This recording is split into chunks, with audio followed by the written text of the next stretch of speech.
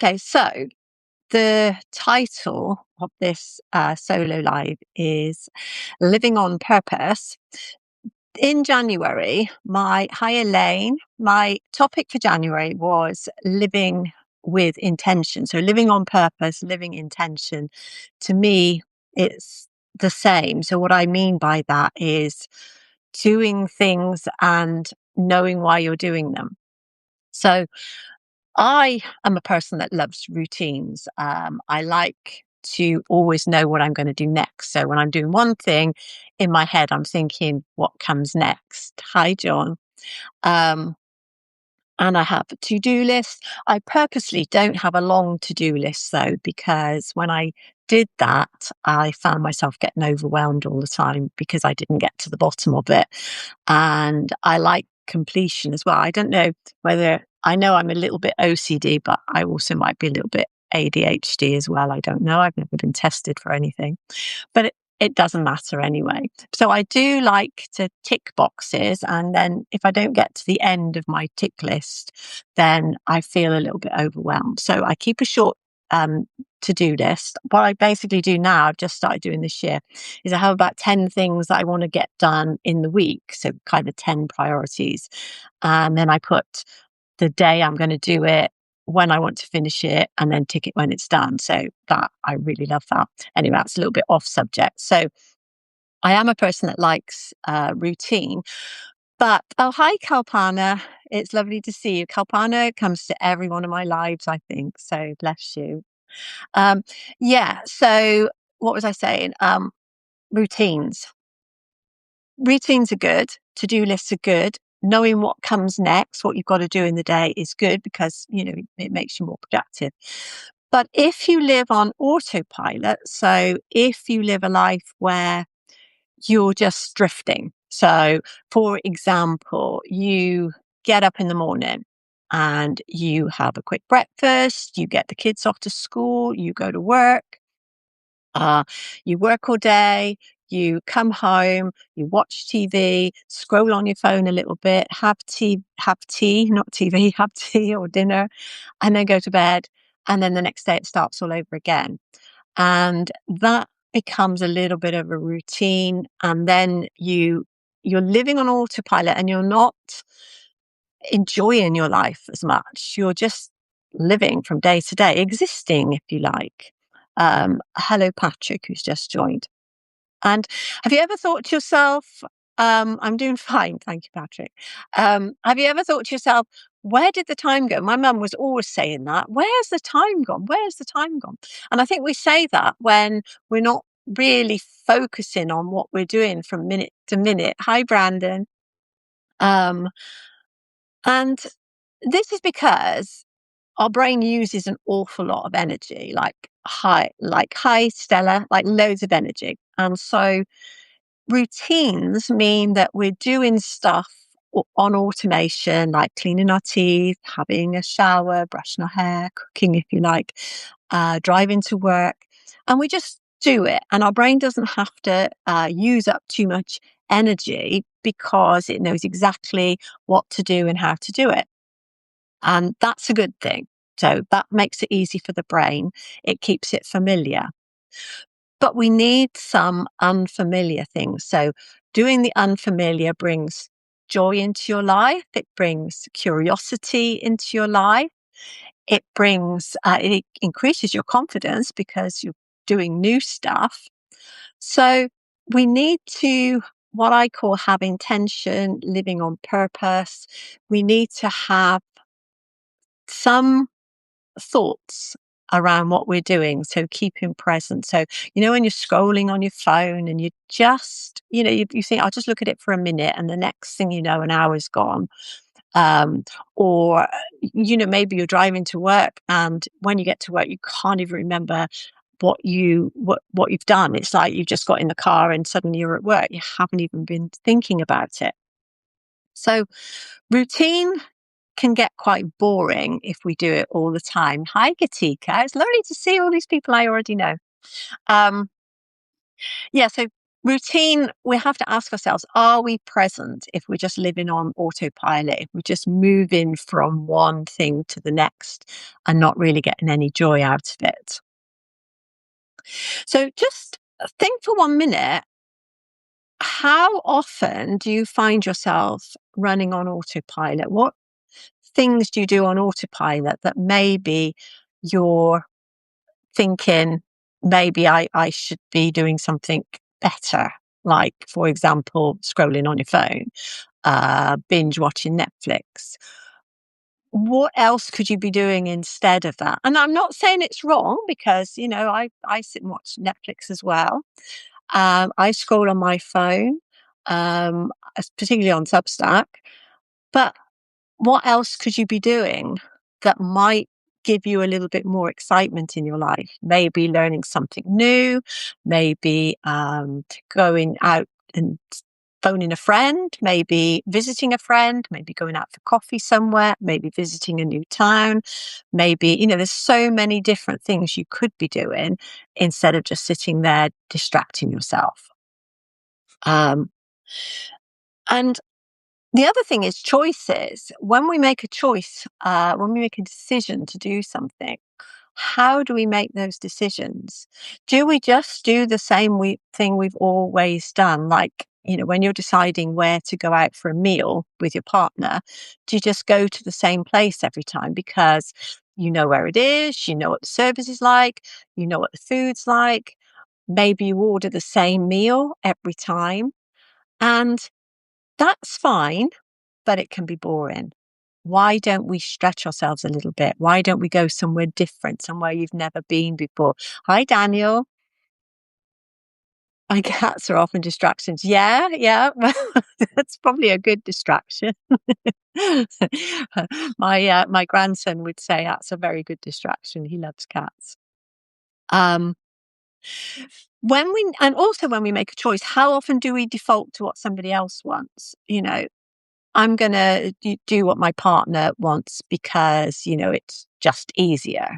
Um, so Stella says, I do this a lot, going to the same place for dinner. We do too. We do too. And then when you do go somewhere else, you think, oh, I didn't know this was here. This is really nice. We'll come here again. And then you start going there all the time instead. um, Intentional thoughts we may have is things like, this always happens to me, or I always do this, or that's just the way I am, um, or I always mess this up.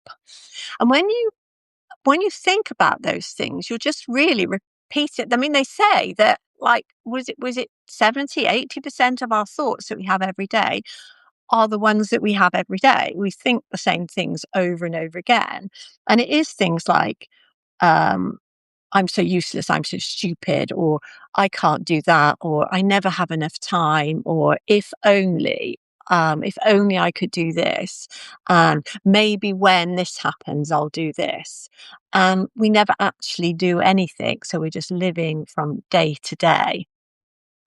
I had a plan of what I was going to say, and then, as always, I forget all about it. And I have written some notes so I wouldn't forget.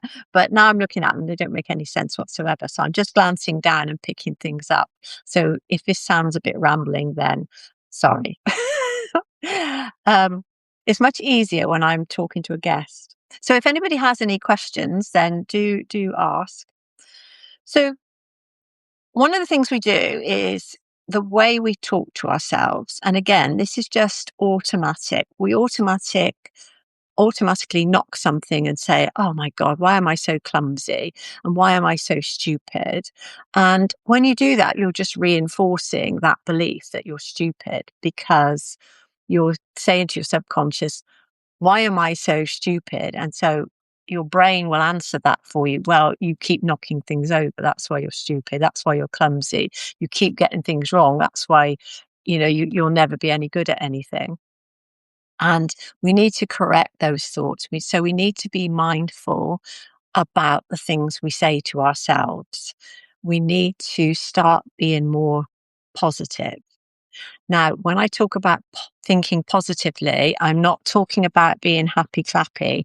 I'm just thinking about being very intentional about the way we talk to ourselves, and talk to ourselves as though we were talking to our best friend, as though we're talking to somebody we love, because everything we say gets registered in our subconscious, and it all is taken as evidence that what we believe is true. So if we keep telling ourselves we're clumsy and stupid, then we start to believe that we're clumsy and stupid. And of course, we're not. So I've written down people pleasing because I think last week's post was about people pleasing, which is another automatic reaction. So we say no without even thinking about it. Sorry, we say yes without even thinking about it when we should be saying no. So this can be very hard to change because we are conditioned to be nice. We're conditioned to be accommodating. Um, we don't want to rock the boat. We don't want to make people feel uncomfortable. We don't like to turn people down. So people ask us to do something and we say yes without even thinking about it.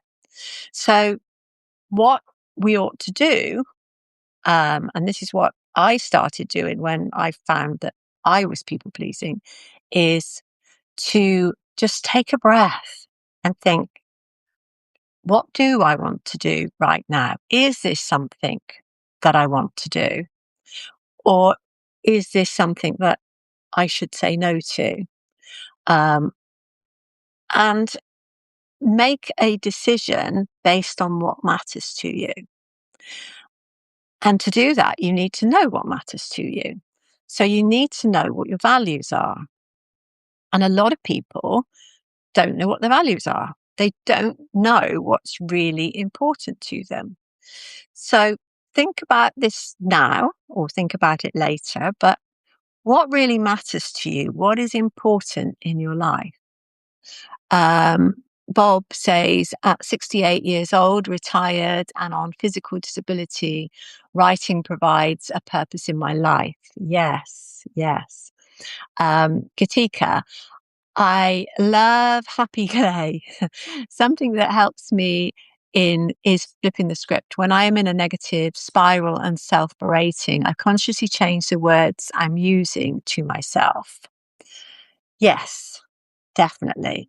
This is what we have to do when we notice. And again, this is all part of living with intention, is noticing when you are saying things to yourself and to other people that aren't really based on what your values are, when you're not living aligned to your values. So, and you can't live aligned to your values if you don't know what they are. That's not true, actually. You can, because you do, but you may not realize it.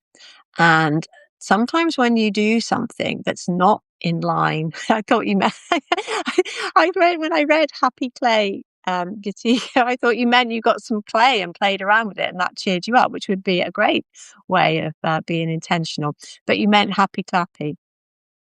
Yeah, I mean, Happy Clappy, going back to that for a minute, the thing is, when we're having a bad day, it's very hard to be positive. It's very hard to feel positive.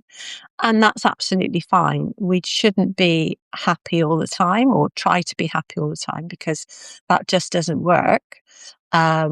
We can't be. We have to be miserable at times. Things come along and they knock us down.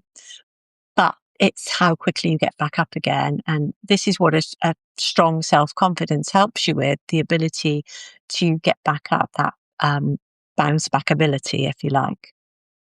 So, people pleasing, we were talking about. Yes. People pleasing is not a good thing because it erodes your confidence. And if you read my post last week, if you didn't, go back and read it. Not now, after this, go back and read it. If you want to, of course, you don't have to. But what I was talking about was the difference between being a people pleaser and kindness. So a people pleaser, you might think you're being nice, but actually what you're doing is you are trying to control the way somebody feels about you. You're trying to make people like you. And that's not going to work in the long term. You cannot do stuff for people and put yourself second, always put other people first, so become a doormat and expect them to respect you and therefore like you as a good friend. Um, they might like what you do for them. They might like the fact that you're always there for them, but your lack of respect for yourself will make them disrespect you as well. And so being nice to people at the detriment of yourself is not kindness, because kindness makes you feel good. Kindness makes the other person feel good. It makes you feel good. And you're doing it without the expectation of having anything in return. You're not saying, I'll do this for you as long as you like me. I'll do this for you if you be my friend. That is not kindness. And you can tell the difference, because if you are constantly doing something for somebody and resenting doing it, if you look at it afterwards and think, I wish I hadn't done that. That person takes advantage of me all the time. Why do I let them treat me like that? Then that's not kindness, that's people pleasing. And that's something you need to try to pull out of, because it is a form of low self-esteem. And the thing is, to have a high self-esteem, we need to build our confidence. But to build our confidence, we need to get comfortable with the uncomfortable.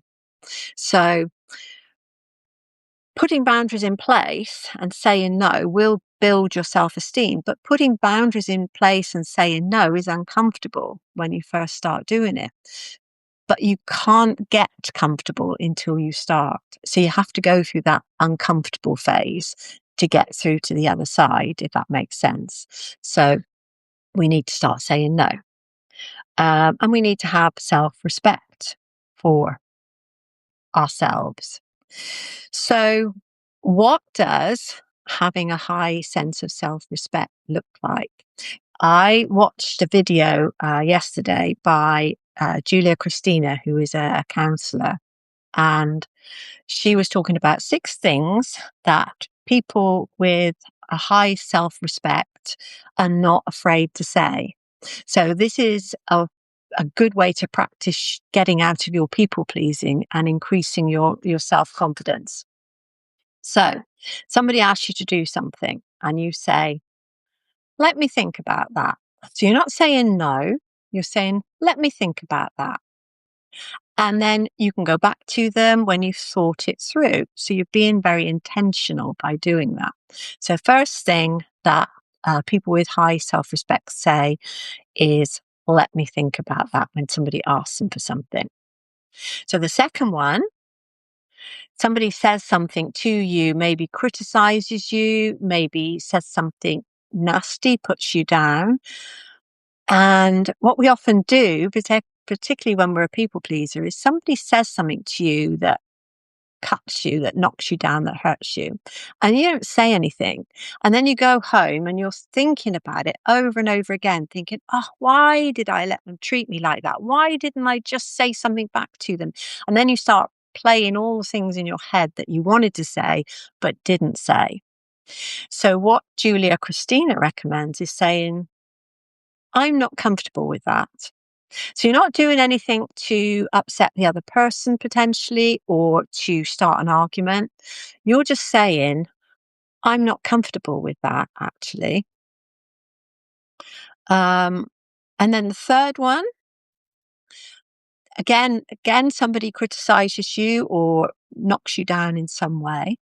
You can then say, so the third one she recommends coming back with is, I'm open to feedback, not criticism. Sorry. So you've done something, somebody says, oh, didn't like that very much. That wasn't very good, was it? Or I could have done that so much better. Then you can say, I'm open to feedback if you've got some constructive feedback for me, that's great, but I am not open to criticism. So you can keep that to yourself. Okay.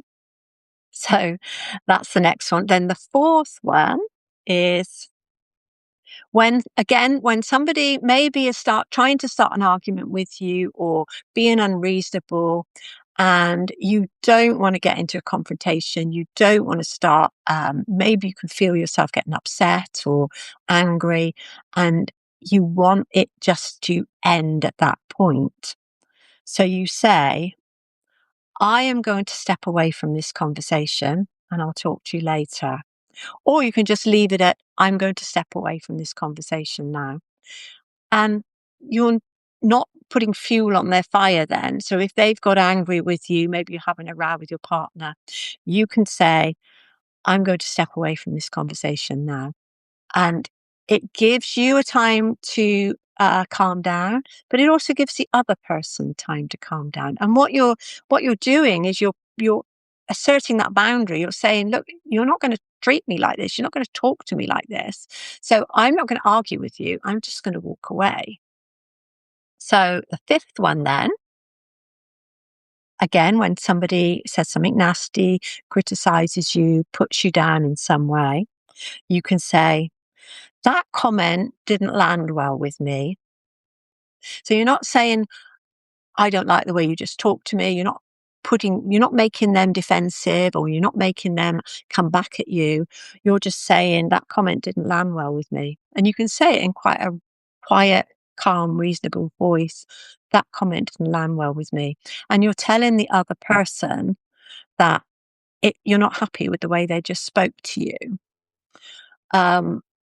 And that then might make the person think and say, well, I didn't mean it like that, or you've taken it the wrong way, which they will often come back and say, because maybe you did take it the wrong way. We often do that, don't we? But then you could say, okay, explain to me what you did mean then. And again, you're keeping the conversation calm. You're not doing anything to make the other person come back at you with anger. You're just keeping it calm, and just you're putting your boundary in place and dealing with it. And so the last one then is, again, when somebody is having a go at you and maybe raising their voice, or being nasty, you say to them, please speak to me in a different way, or we can speak another time. So again, what you're saying is, I'm stopping this conversation now unless you change your tone of voice. But what we quite often say is, don't you talk to me like that, or don't you use that tone of voice to me, which is what my mum always used to say. Don't you use that tone of voice to me. But again, that's putting fuel on their fire. You're making them come back with more anger. So instead of saying something like that, you just say quite calmly, please speak to me in a different way, or we can speak another time. So that's come to the end of I think it came to the end of actually, I have got another page of notes. So I also put how you want to live your days. So yeah, so living on purpose is knowing how you want to spend your days. So not moving from getting up, going to work, coming home, sitting down, scrolling through your phone, having tea, going to bed. Da. But maybe getting up an hour early, doing some writing, journaling, meditating, yoga, something different, something maybe that you didn't do before. Going to work, maybe going on a different route, not taking the same route all the time, maybe parking in a different place. Maybe if you go on public transport, maybe sitting on a different seat and talking to a different person. Maybe not sitting at your desk eating lunch, which is what I used to do all the time. It's very bad for you. So maybe going out and sitting in a park and eating your lunch, and being in the fresh air, maybe going for a walk at lunchtime. Maybe taking lunch with you instead of buying something from a shop, which probably isn't very healthy. So thinking about how you want to spend your days, coming home at night and maybe not automatically switching your phone on or starting to scroll on your phone. Did I say switching your phone on? I meant switching your television on or scrolling on your phone. Maybe not ordering that takeaway, maybe cooking something nice or getting something out of the fridge that you batch cooked on the weekend, for example. But doing something a little bit different to make the days not all roll into one. Um,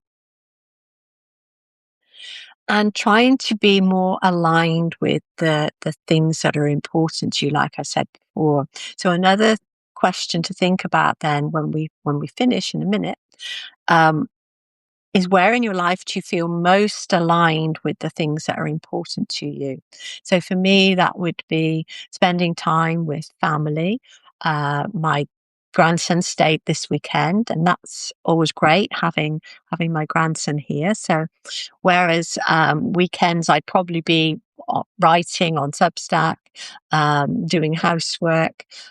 I'm spending time with my grandson, playing his games and maybe watching a movie with him and talking about stuff. So it's something completely different. And it breaks the week up. And the other question I've written down is, where do you notice it's pressure driving choices rather than intention?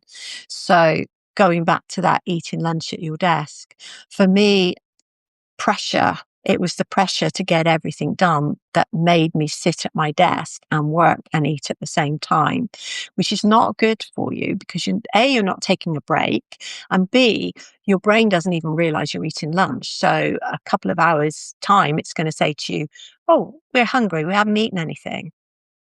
Um, and what's one small choice you could make this week that would help your days feel like yours again? So, what little change could you make this week to break the week up so it's not completely automated? So, you have something that you do that's just a little bit different. And that might just be on the weekend. You might be very, very busy in the week. When we were young, my father, we hardly saw him in the week. He was so busy. He used to go to work in the morning, come home late at night. He used to work Saturday morning as well. And then Saturday afternoon, he'd come home and he's really tired. And he used to watch the wrestling, tick off his football pools, he used to tick off a little coupon in those days, and then fall asleep.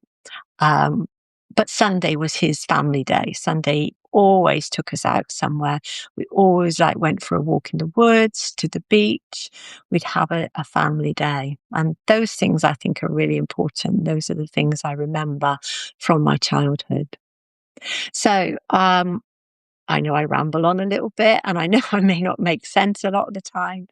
But I hope you've got something out of this. Last chance to ask any questions or make any comments if you want to before I finish off. But thank you for coming, if anybody is still here. And thank you if you're watching the replay. It's always lovely to see people. Thank you very much. And I'll say good night or good afternoon or good morning, wherever you are.